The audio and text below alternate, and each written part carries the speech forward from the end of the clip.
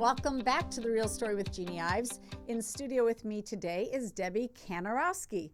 Debbie is a founder and now vice chairman of Three-Headed Eagles Alliance. They are an activist group out in the Kane County area. She's sitting down with me today because amazingly, Zuckerbucks, which were a problem in the 2020 election, is now in another form raising its ugly head in Kane County. And I say ugly because, according to this New York Post article, a former federal election official said that the $400 million plus that Mark Zuckerberg spent to help finance local elections was a carefully orchestrated attempt to influence the 2020 vote.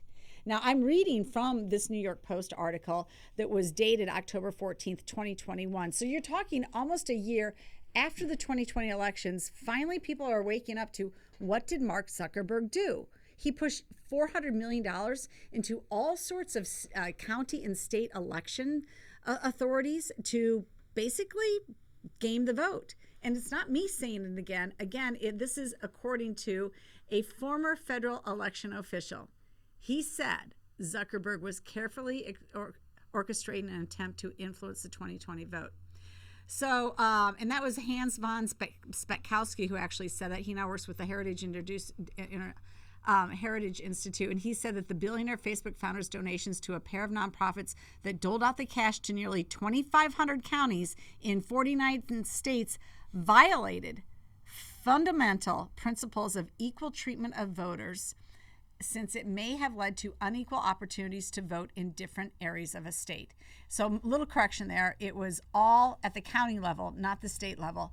But the Zuckerberg influence was huge. You would have thought that after, they beat Donald Trump with a guy who hid in the basement, you would have thought that they would have been satisfied with that. But they're not. They won't be satisfied until they have complete control of the elections. And now we are seeing that influence again rear its head right next door in Kane County.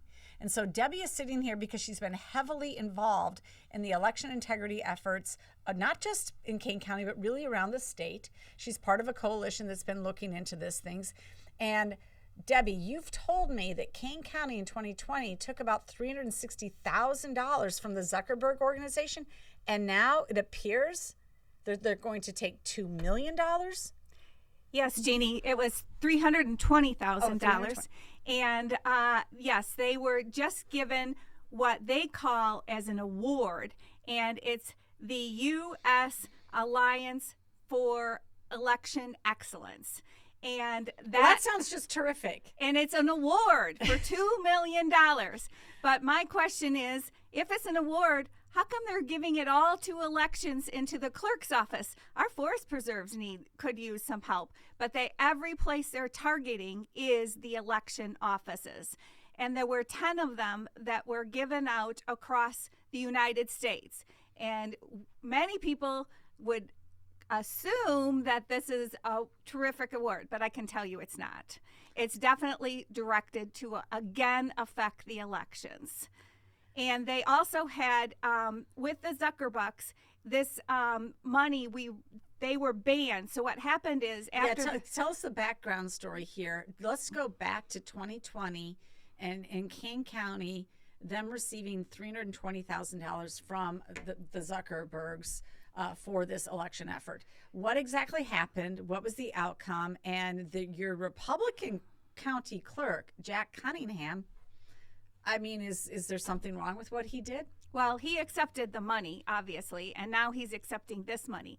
But you can overlay a map and see how the Zuckerbucks affected each of the counties. They were very targeted counties throughout the United States. Okay. And so what happened, though, when those of us who were in the elections and thought something's wrong here, what was going on, there were many counties and states, entire states, like Georgia, that completely banned outside money.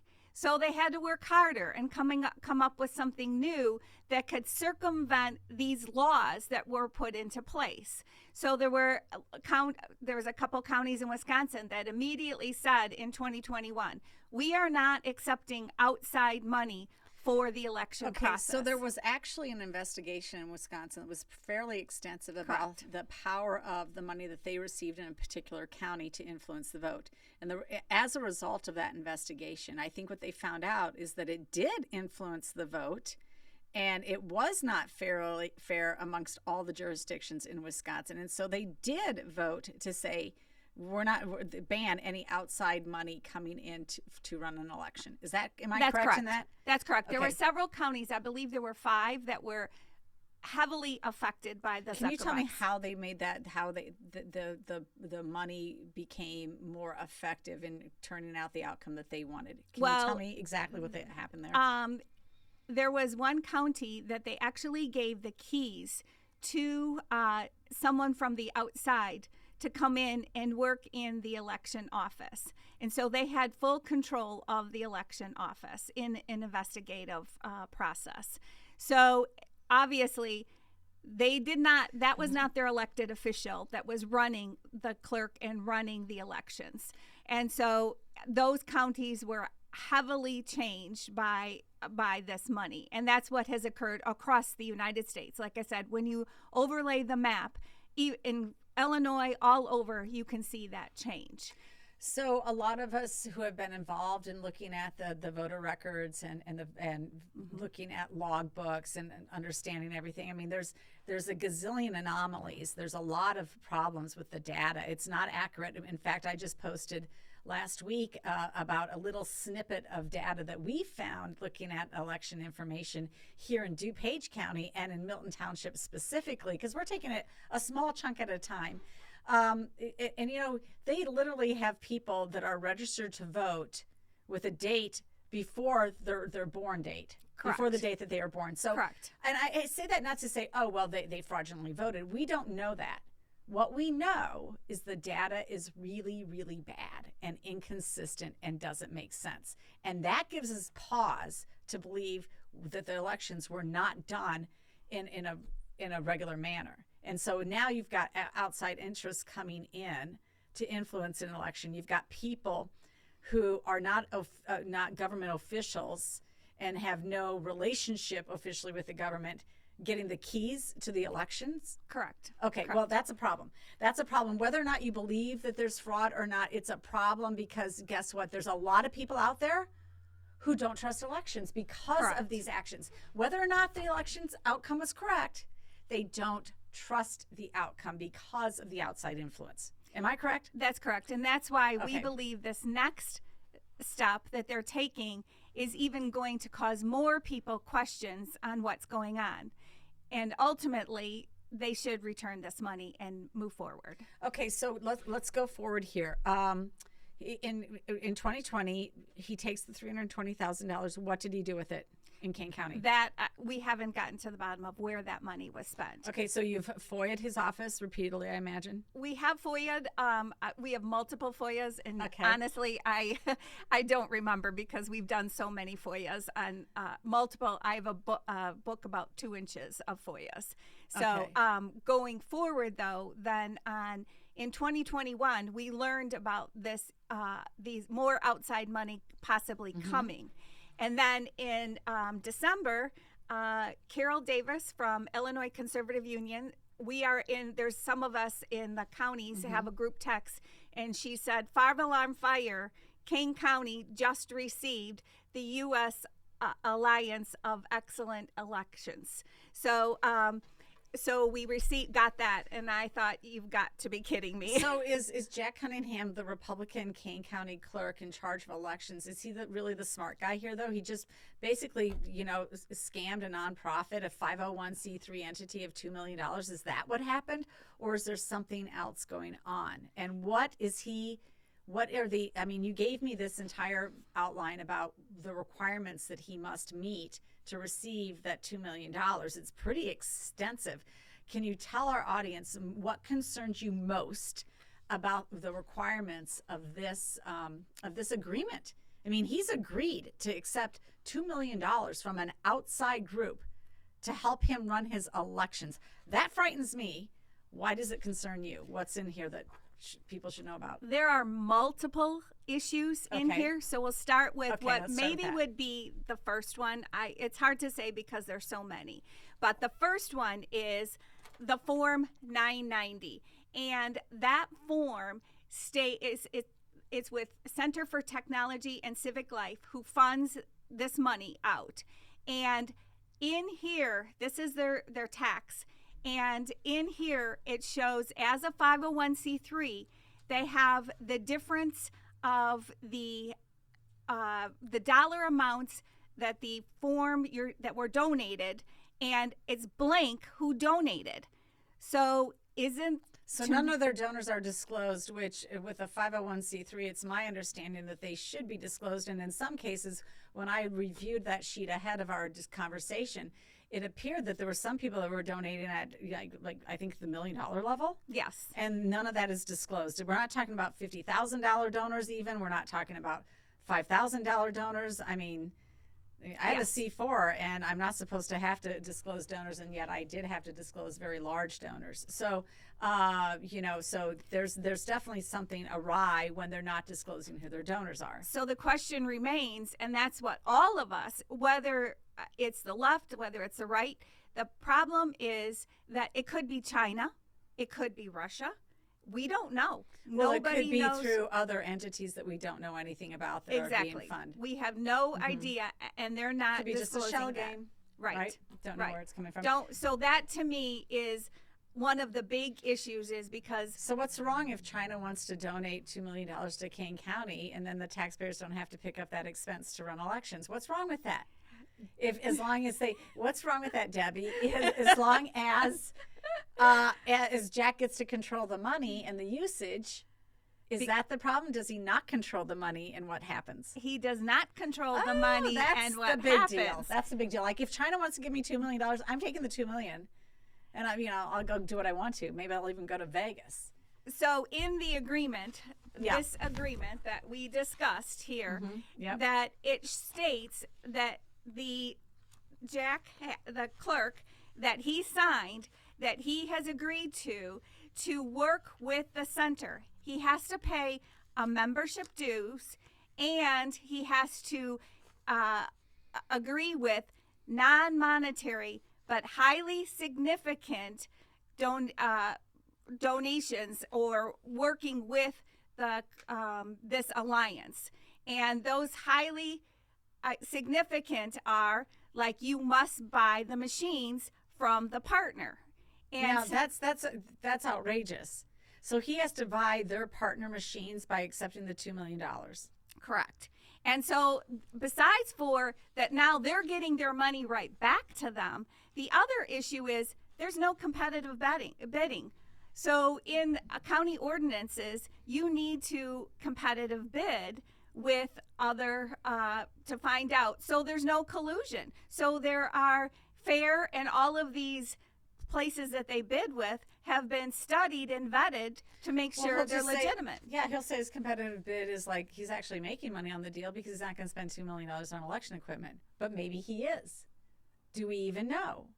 We don't Do know. we know if he takes the $2 million and they make him purchase election equipment for, I don't know, $1.75 million, and he's got $250,000 left, and then they make all these other requirements of him, like you have to have a certain number of drop boxes, or you have to have a certain number of I don't know, election judges, who knows what, right? Right. Well, and do then we know that he's going to maybe have to, because of this agreement, spend more than the $2 million is even worth?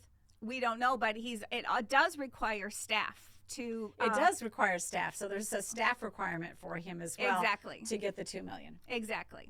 So Well, that's interesting. Their staff or his staff? it appears as though that they have, because they have to provide, in here it says they have to provide the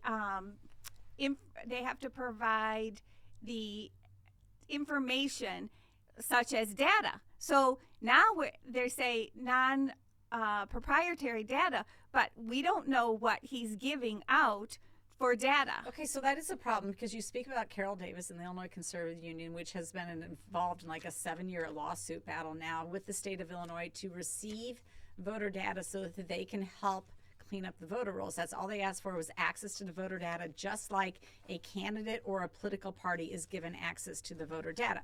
And they were refused it. So now Jack can, now that's in a lawsuit. I believe they are going to get access to the data. I think part of what they're discussing now is whether or not they get continuing access or whether it's a one-time deal. It should be continuing access so that people have an open record of who's voting, who's not voting, who's legit, who's not legit. You could literally have sort of a crowdsourcing of election integrity if people were to check and say, well, no, I know my neighbor.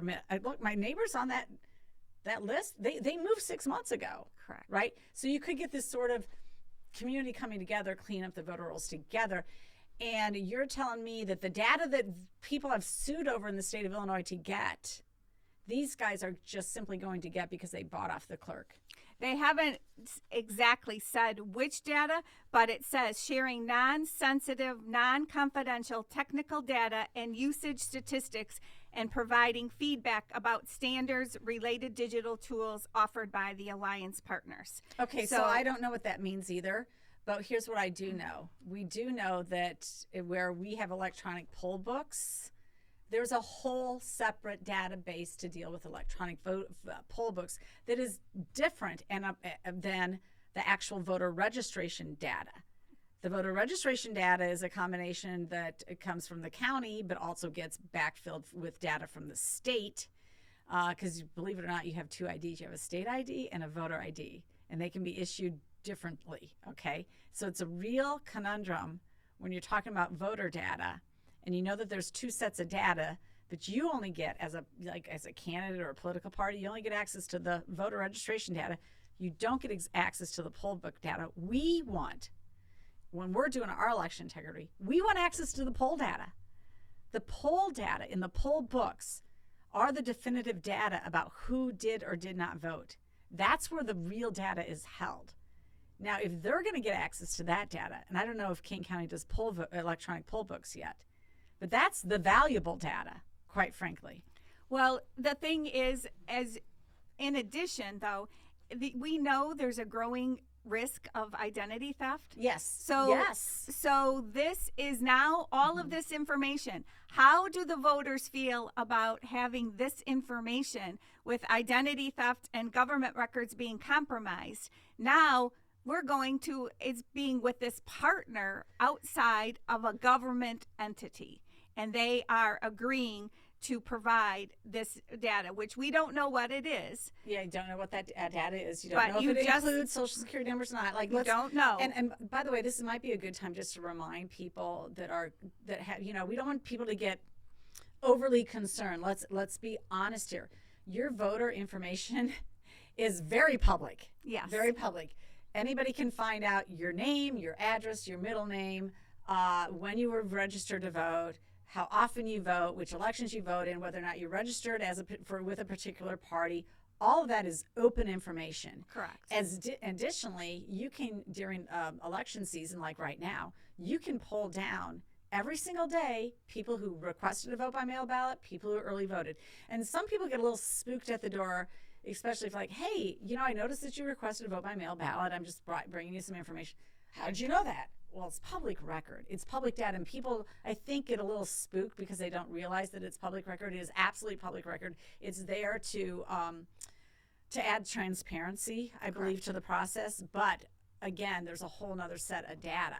And what is in that data, and would they get access to data that is not open to the public? I think that is a good question. Right. Those are things that we need to find out more about, and we're delving into more issues right now and we're going to start doing some more FOIAs to see what else, as we've like really dissected this agreement and to really see. But the other thing that's happened is that so when the Kane County clerk, Jack Cunningham, signed this agreement, the agreement was actually made to Kane County, not Kane County clerk.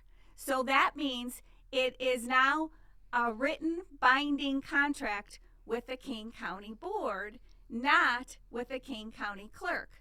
Now, granted, the check was made payable to the clerk, but this is not who it was written with. And Jack signed that. So now, currently, where we stand with this is that the state's attorney is reviewing the agreement, and so by rights, Jack should have sent that to the state's attorney first before signing the agreement, and that's been clarified at the county board.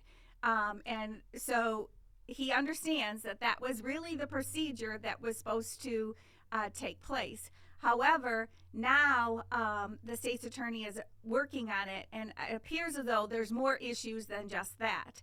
And you said, the bidding issue. The bidding, of course, that's what is the county ordinances. So that is an issue. And so then, so right now, and they were supposed to be back at the committee meeting this last Thursday, but the state's attorney is still reviewing it, and then it has to go back to the alliance to see if they will agree to what the changes that the state's attorney made that makes it a legal document.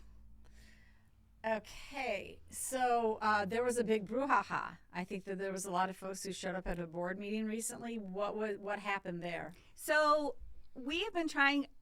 Three-Headed Eagle always is educating voters and challenging leaders, and so we have been working hard to challenge leaders and also to educate the voters.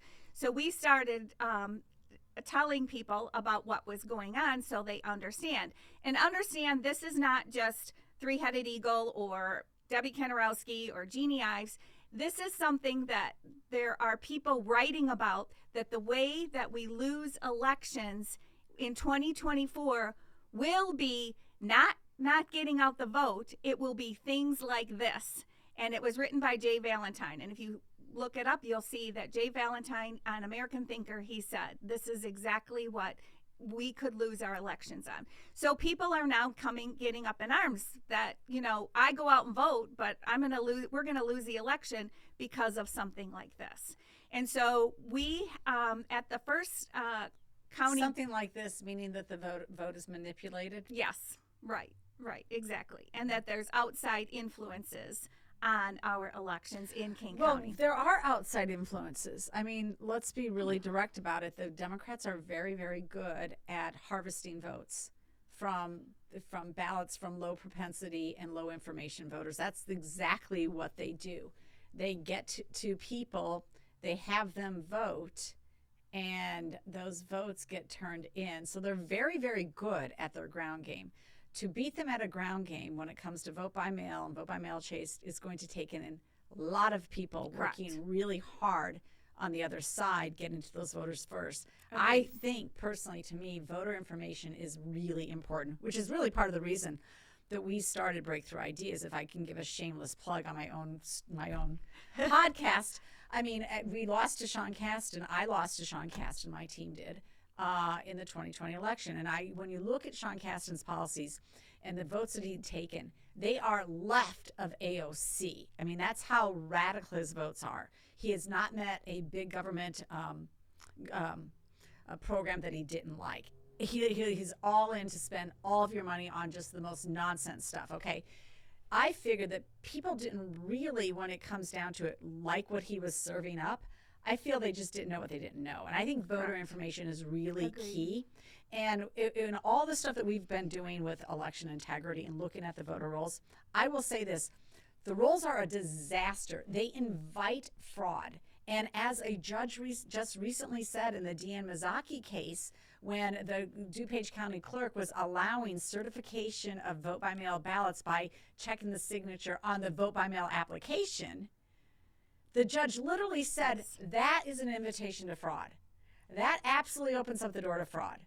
Okay, but guess what the Illinois state legislature did? They changed it to say that that's an acceptable form of signature verification. So this, but you have to prove it up. And the best way to prove it up is to do door-to-door checks. That is the only way to prove it up. You do a door-to-door check before the election. You do a door-to-door check after the election. But it requires for you to have access to the voters. It's really hard in apartments or in nursing homes. And the Democrats know that. And it requires that you have the actual list of people who voted in that election. which the DuPage County Clerk has never, ever given us, and says it's just a dynamic document that you'll never get. That is wrong. That's wrong. And there's been brand new legislation that's been filed in Ohio that was filed on, that my friend came up with actually in Illinois, and it passed. And it basically puts in place these types of requirements that you must publish. You must publish the actual voter list of that election. Wow. That's And great. and if those votes don't match the ballots that were counted to a very small percentage, then it's an automatic recount. Oh, no amazing. decision made. That's you terrific. know, because in the 2020 election we had 1,600 more ballots cast than there are voters who voted according to their own records. Right. And then they tell us it's a dynamic record and we can't tell you that list. Completely false. So this is good news because we don't know how. I mean, I personally think that a lot of this is voter apathy, low information voters voting. I really do believe that because I think that some of the policies that have been proposed by Democrats are quite frankly un-American. So, I mean, I think we have to work on both ends. But I agree. Certainly this, and I think that our bigger problem is voter information. But to have confidence in our vote, these systems should be as precise and transparent as your checking account is to you between you and the bank. That's correct. And so what happened is I started there was a proclamation put on the for the county board. And so I spoke with one of the county board members. He called me because I've been selected as the lead for the Republican Party for election integrity. Okay. And so he, separate from Three-Headed Eagle, I am the lead for so he called me knowing that. And he said, Debbie, what is this U.S. Alliance for Election Excellence? And I spent about 2 to 3 hours, gave him reading material, and I said, this is bad. You need to vote no. You need to get the money turned back, and you need to have a resolution to say no more outside funds. Mm-hmm. So he's been Dave Young, he's a county board member, and he is outstanding. He is fighting for the American citizens, and I highly recommend that he is really very good. And so he has done a lot of reading. He's reached out to a lot of people, and so I want to give him credit for what he's done after I started him down this path. But so he's pushed it so much, it came back on the agenda a week and a half ago on the county board agenda. And so at that time, several of us went up and spoke and to talk, and we had over 125 people there in attendance to show now the voter realizes what's going on. We are asking you to do something to make a change because all we're asking for is free and fair and transparent elections. That's right. it. We're not looking to change a law. We just want these. I said all along, that's all I care about is right. Free. If a Democrat wins, free with a free, fair, and transparent election, so be it. That's who the people chose. But if the people are choosing the person, then I've got a problem. Right. And this is where this is changing the game here. And 100%. so the people spoke. We talked to the board. And at that time is when it became apparent that the state's attorney recognized, possibly by the packet that I passed out, because she had not seen the agreement, and unless she had some other information, but it became apparent that day is when they realized that the agreement was made with Kane County and not the Kane County clerk. So then it changed the whole dynamics right. of that moment. So then it was supposed to be ready by last Thursday's public committee hearing, mm-hmm. and it was not ready because the state's attorney has found, like I said, more things. So right now we're waiting for this to come back to the public hearing, and at that point, and every single time that I spoke at the public hearing again, because I wanted to remind them of the fact that that they're going against the county ordinances, but what I want to do is to remind them to return the money, get out of this agreement, and also to make the resolution to say Kane County does not need outside money. The taxpayer, when we were founded, Jeannie, Yes. the taxpayers or the founding fathers said taxpayers should pay so we don't have outside influence in these types of organizations like the clerk's office. Our elections would not be influenced by outside money. And so that's why taxpayers pay. It makes perfect sense to me. Well, I really appreciate you coming on this podcast. It's a complicated issue. It's a really important issue. And now everybody, after having listened to this, is far more informed, especially if you sit in Kane County. I really highly encourage you to get involved and to pay attention. And it doesn't matter what political party you are. You wouldn't want this happening on the right Exactly. either. And this is definitely a left-leaning group coming in, trying to take control of, and that's exactly what they're doing. With all the requirements in this document you showed me, they're trying to take control of your elections locally. It's wrong, needs to stop, and I really thank you for your advocacy. Thank you so much, Jeannie. Thank you for educating the voters. Yes. Well, you heard it on The Real Story with Jeannie Ives. We put people who are in the know on the podcast. We don't put people who are just pretending that they know. So, Debbie, we appreciate your knowledge here. And again, you can follow us on Spotify. You can check out our website, breakthrough-ideas.com. We're also on